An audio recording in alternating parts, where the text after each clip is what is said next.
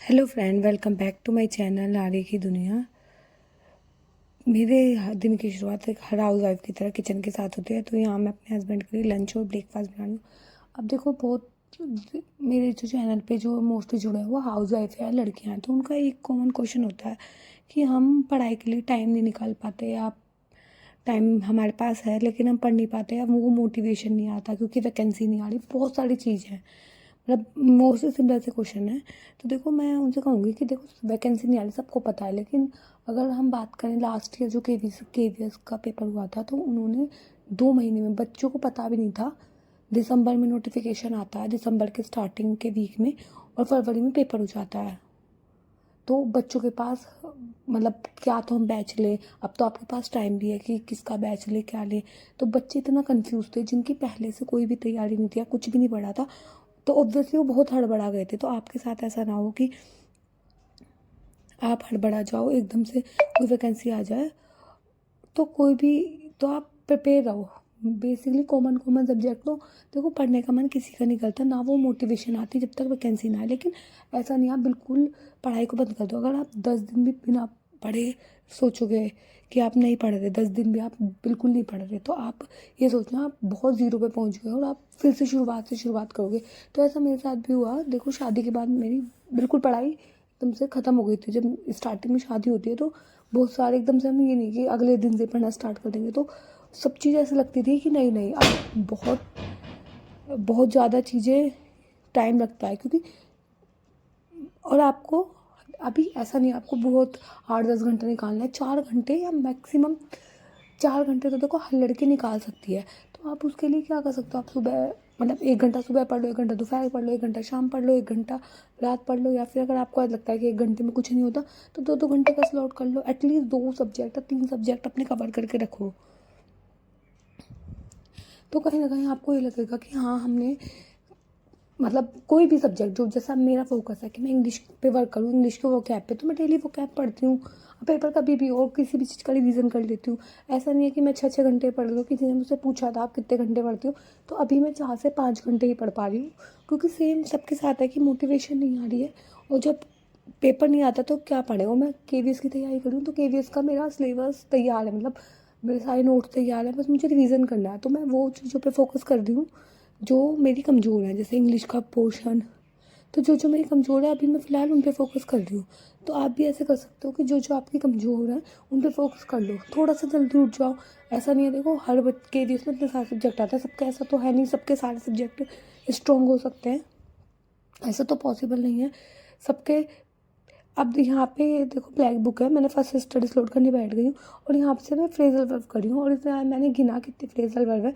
तो इसमें 1040 phrasal verb है। मेरा टारगेट है 10 दिन में सारी फ्रेजल वर्ब करने हैं, क्योंकि लास्ट ईयर का जो मैंने प्रीवियस ईयर देखा था, तो उसमें फ्रेजल वर्ब, मतलब हर पेपर में 4 से 5 थी और मुझे याद नहीं थी। उस टाइम तो हमने, मतलब गैस कर लिया था, और मैं पिछले साल भी जब पेपर था तो भी तैयारी करके नहीं गई थी फ्रेजल वर्ब की। तो मैंने सोचा अभी हम पे टाइम है, और मैंने इस बुक से 200 टॉप टॉप 200 सिनोनियम, टॉप 200 एंटोनियम, और टॉप 200 वन वर्ड सब्स्टिट्यूशन कर लिए। अब करने तो वाली तो मैं ईडियम फ्रेजेस थी, बट मैंने सोचा पहले फ्रेजल वर्ब करते हैं, क्योंकि फ्रेजल वर्ब पिछली बार बहुत ज़्यादा आई थी। तो 10 दिन में, ऐसा नहीं है कि मैं बहुत ज़्यादा अपने आप को बर्डन दूंगी। 10 दिन में मैं हर दिन 100 करूँगी, क्योंकि 100 से ज़्यादा याद भी नहीं होने की। तो क्योंकि उन्हें दिमाग में बैठाना, याद करना है, बहुत बड़ा चैलेंज है। और बहुत सारे फ्रेजल वर्ब तो बिल्कुल सेम सी लगती हैं। जैसे एक फ्रेजल वर्ब थी अटेंड ऑन, और एक थी अटेंड टू। तो अटेंड ऑन का मतलब होता है सेवा करना, और अटेंड टू का मतलब होता है देखभाल करना। तो ये थोड़ा सा माइनर सा डिफरेंस है। अटेंड ऑन और अटेंड टू, टू लगते ही सेवा करना हो जाएगा, और सॉरी, ऑन करते ही सेवा करना हो जाएगा, और टू लगा देंगे तो देखभाल करना। तो ये बहुत ज़्यादा सिमिलर थी, और ऐसे बहुत सारी जो सिमिलर थी। तो आज मैंने 100 याद कर ली।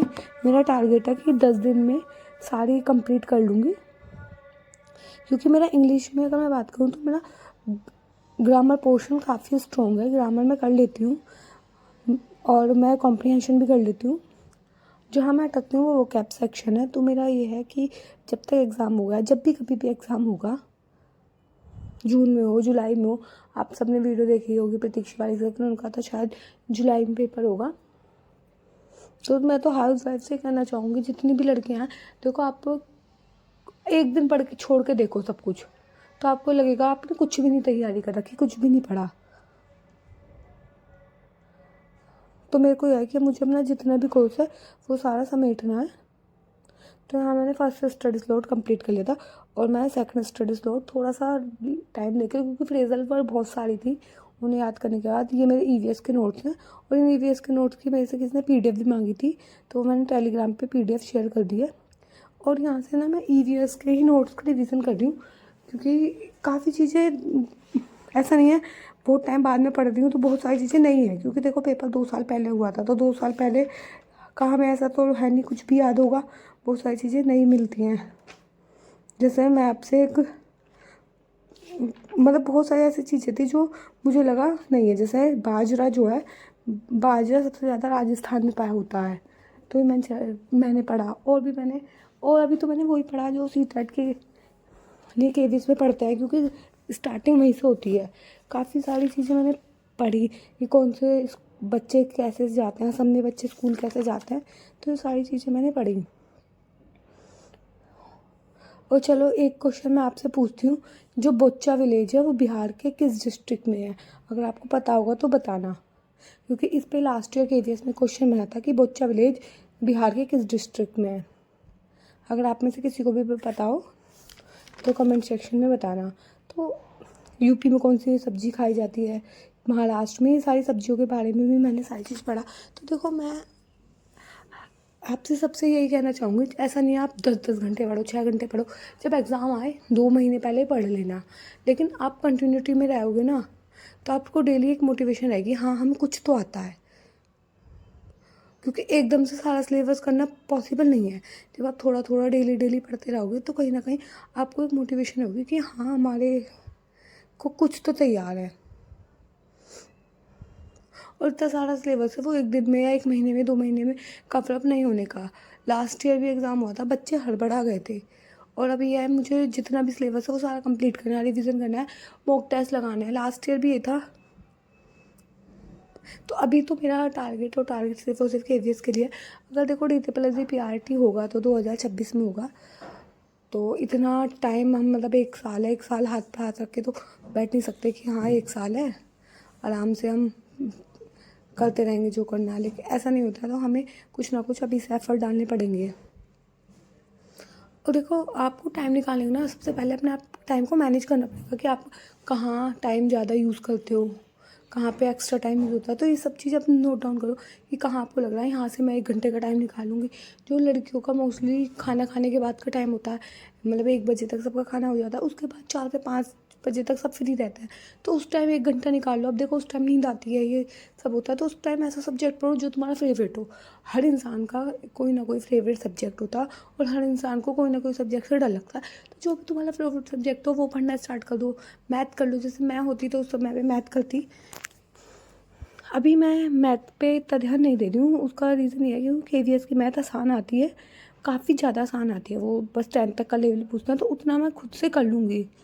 और बीइंग अ साइंस स्टूडेंट मतलब मुझे मैथ ठीक लगती है, इतना मैं कर लूँगी। हाँ DTPLSB के लिए मुझे मैथ करनी पड़ेगी, क्योंकि DTPLSB जो कंपटीशन की मैथ पूछता है, और उसके लिए टाइम मैनेजमेंट होना चाहिए, बिल्कुल क्विक होना चाहिए, सब कुछ अच्छे से ट्रिक्स पता होनी चाहिए। तो उसके लिए मैंने गगन प्रताप सर का बैच भी परचेज़ किया है। तो अभी तो वो मैं नहीं देख रही, वैसे उसकी वैलिडिटी 2 साल की है, तो मेरा अभी उसी के कुछ ही टॉपिक कंप्लीट हुए हैं, कुछ नहीं हुआ। अभी मैंने जीएस का भी एक बैच परचेज़ किया था, परमार SSC का, उसकी भी वैलिडिटी 2 साल की है, क्योंकि मैंने जीएस के लिए परचेज़ किया था, क्योंकि मैं DTPLSB के लिए फोकस कर रही थी।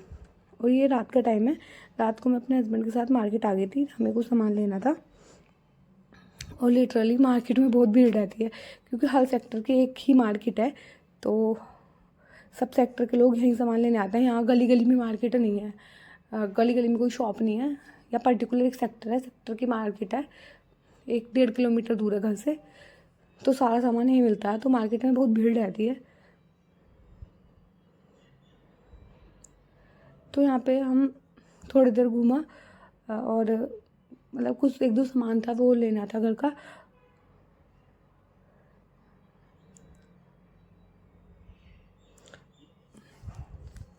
तो आप भी देखो अपना टाइम मैनेजमेंट करने की कोशिश करो। और उसके बाद हमने ये ऑर्डर किया था और ये बहुत कॉस्टली था। तो आज की वीडियो में इतना ही। अगर आपको वीडियो पसंद आई है तो वीडियो को लाइक करना, चैनल पे नए हैं तो सब्सक्राइब करना।